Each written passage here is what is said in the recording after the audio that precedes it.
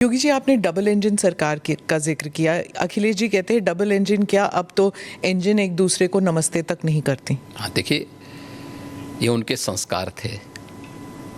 हमारे यहाँ हम विरासत को सम्मान दे करके अपनी वर्तमान लीडरशिप को भी सम्मान करते हैं और अपने पूर्वजों के प्रति भी सम्मान का भाव रखते हैं।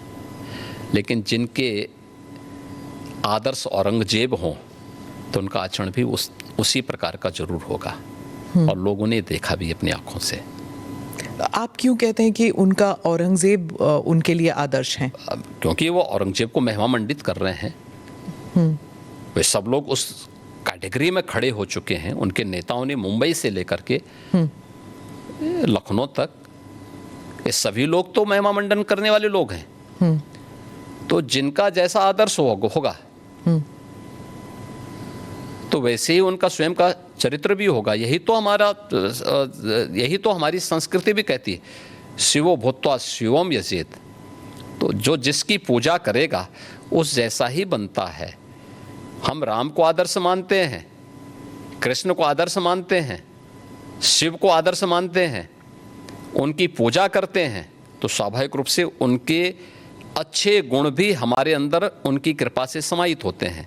जो औरंगजेब को, बाबर को अपना आदर्श मानता होगा तो उन जैसे गुण भी उनके अंदर देखने को मिलेंगे, और ये आचरण लोगों ने अपनी आंखों से देखा भी है और आगे भी देखेंगे। वो कहते हैं आपको हिस्ट्री के बारे में कुछ पता नहीं है। राणा संगा के बारे में उन्होंने कहा कि वो थे जिन्होंने बाबर को न्योता दिया था।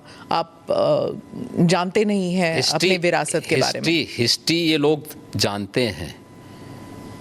हिस्ट्री यही लोग जानते हैं जो जिन्ना को महिमा मंडित करते हैं। हमें याद है, इसी उत्तर प्रदेश में हम लोग लौह पुरुष सरदार वल्लभ भाई पटेल की unity, run of for unity के कार्यक्रम के साथ जुड़ रहे थे। हमने पूरे प्रदेश वासियों को इसके लिए आमंत्रित किया था। सरकार भी थी, भारतीय जनता पार्टी भी थी, सभी दलों को हमने आमंत्रित किया था। एक तरफ सरदार वल्लभ भाई पटेल जो भारत की एकता के आदर्श हैं, भारत की एकात्मता के शिल्पी हैं, हम उनके प्रति श्रद्धा का भाव व्यक्त कर रहे थे, और ये लोग जिन्ना को महिमा मंडन कर रहे थे। तो ये वही कैटेगरी है, ये वही ब्रीड है जो बाबर से लेकर के औरंगजेब तक और जिन्ना तक को महिमा मंडन करते हैं। तो देश के प्रति इनके भाव क्या होंगे, भारत की विरासत के प्रति इनके भाव क्या होंगे, भारत के महापुरुषों के प्रति क्या इनके भाव क्या होंगे, ये अंदाज़ा इसी से लगाया जा सकता है। और ये लोग अवसरवादी भी हैं, इनको पलटी मारने में कोई देर नहीं लगेगी। भाई आज कर रहे हैं तो कहीं वोट लेना होगा, तो उनके कुछ नेताओं ने बयान देने शुरू किए हैं कि अब जो लॉस हो रहा है और जो कटघरे में खड़े हुए हैं, ठीक है, तो उसके बारे में इन्होंने कहना शुरू कर दिया, नहीं साहब ये तो जो है उन्होंने गलत बोला है, और ये तो राष्ट्रीय महापुरुष थे, राष्ट्र नायक थे। राणा सांगा के इतिहास को अगर इन्होंने पढ़ा होता, वो महान योद्धा जिसके शरीर के घाव इस बात को बताते थे कि इन्होंने भारत की धर्म और संस्कृति को बचाने के लिए उस समय किस प्रकार के पराक्रम का परिचय दिया था। ये महाराणा प्रताप, महाराणा सांगा, छत्रपति शिवाजी महाराज और गुरु गोविंद सिंह के बारे में ये लोग बताएंगे। इतिहास के बारे में लोग क्या जानते हैं? जो औरंगजेब और बाबर की पूजा करते हों, जो जिन्ना को अपना आदर्श मानते हों, इन लोगों से इसकी उम्मीद नहीं की जा सकती है। और आप विधानसभा में आपका एक भाषण भी था, आपने कहा था कि अगर औरंगजेब का महिमा मंडल कर रहे हैं, वो जो नागपुर में जो कर रहे हैं, उनको यूपी आना चाहिए, हम उनका इलाज कर देंगे। इलाज कैसे करेंगे आप? उपचार तो देखिए, किसी भी बीमारी का उपचार के अलग अलग केंद्र होते हैं। तो यूपी ऐसे लोगों को बहुत अच्छा उपचार देता है। उनकी जैसी डिमांड होगी उस प्रकार का उपचार दे देंगे। महाराज, आपके राज्य में क्या मुसलमान सुरक्षित है?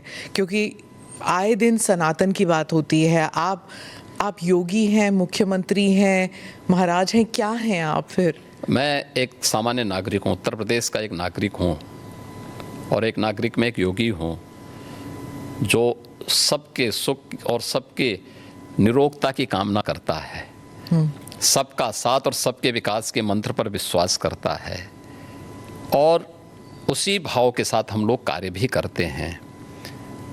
आप मुझे बताइए, दुनिया की सबसे प्राचीनतम धर्म और संस्कृति है सनातन धर्म। उसके नाम से ही आप अंदाज़ा लगा सकते हैं दुनिया की कोई जाति, मत और मजहब नहीं है जिसको उसकी विपत्ति के समय सनातन धर्मावलंबियों ने शरण न दी हो, उसके संरक्षण के लिए उसको हर प्रकार से फलने फूलने के लिए अवसर न प्रदान किया हो। लेकिन बदले में उसे मिला क्या? बदले में मिला क्या? और दुनिया के अंदर कोई उदाहरण नहीं, कोई उदाहरण नहीं कि कहीं भी हिंदू राजाओं ने दुनिया के अंदर कहीं भी अपने बल पर, अपने वैभव के दंभ से किसी पर आधिपत्य स्थापित किया हो, कहीं नहीं है। देखिए उदाहरण,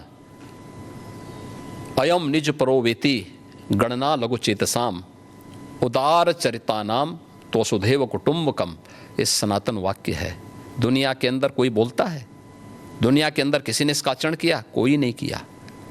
सब तो हड़पना चाहते हैं। यानी यह अपना है, यह पराया है, भेदभाव छोटी संकुचित बुद्धि के लोग करते हैं। उदार चरित्र के लोगों के लिए तो पूरी दुनिया ही एक परिवार है। इस भाव के साथ सनातन धर्मावलंबी ने हमेशा काम किया है और आज भी उदाहरण देखने को मिल सकता है कि 100 हिंदू परिवारों के बीच में, 100 हिंदू परिवारों के बीच में एक मुस्लिम परिवार सबसे सुरक्षित रहता है। उसको इसके पर्व और त्योहारों को, उसको अपने सभी मजहबी कर्मों को करने के लिए, या जिस मत और मजहब या संप्रदाय या सेक्ट का अनुयायी होगा उसको उस परंपरा के अनुसार अपने सारे धार्मिक मान्यताओं या उपासना विधि को पूरी स्वतंत्रता होती है। लेकिन मैं कहता हूँ 100 परिवारों के बीच में, एक हिंदू की बात तो दूर करिए, 100 मुस्लिम परिवारों के बीच में 50 हिंदू सुरक्षित रह सकता है क्या? नहीं रह सकता। अब बांग्लादेश आपके सामने उदाहरण है, इससे पहले पाकिस्तान उदाहरण था, अफगानिस्तान में क्या हुआ था। ये चीजें दिखाती हैं और होशियारी यही है कि कहीं धुआं उड़ रहा हो या किसी को ठोकर लग रही हो तो हमें ठोकर लगे इससे पहले हम संभल जाएं। तो वही संभलने के लिए बोला जाता है। हम तो सबके बीच सबको समान भाव से देख रहे हैं। उत्तर प्रदेश में मुसलमान सबसे ज़्यादा सुरक्षित है, सबसे ज़्यादा सुरक्षित है। अगर हिंदू सुरक्षित है तो वह भी सुरक्षित है। अगर दंगे यहाँ यूपी में होते थे जो 2017 के पहले, अगर हिंदू की दुकान जलती थी तो मुसलमान की भी जलती थी, हिंदू का घर जलता था तो मुसलमान की भी जलती थी। और 17 के बाद से दंगे बंद हुए। अगर हिंदू सुरक्षित है तो मुसलमान भी सुरक्षित है। और दूसरा जो मैंने कहा कि इतिहास में कोई उदाहरण नहीं बता सकता कि अपने बल से, अपने वैभव से किसी हिंदू राजा ने किसी देश पर जबरन कब्जा किया हो, कभी नहीं। इतिहास इसका उदाहरण है, आप उठा के देख सकते हैं। भगवान राम लंका में गए और लंका में रावण पर विजय प्राप्त करके लक्ष्मण को वहां के वैभव को देख के थोड़ा मोहित हुए। भगवान राम ने कहा नहीं लक्ष्मण, उन्होंने उनको एक ही बात कही और मुझे लगता है कि आज की पीढ़ी के लिए बहुत प्रेरणादायी है जो उन्होंने उस समय कही थी। लक्ष्मण जी को जो प्रेरणा, जो निर्देश भगवान राम दे रहे हैं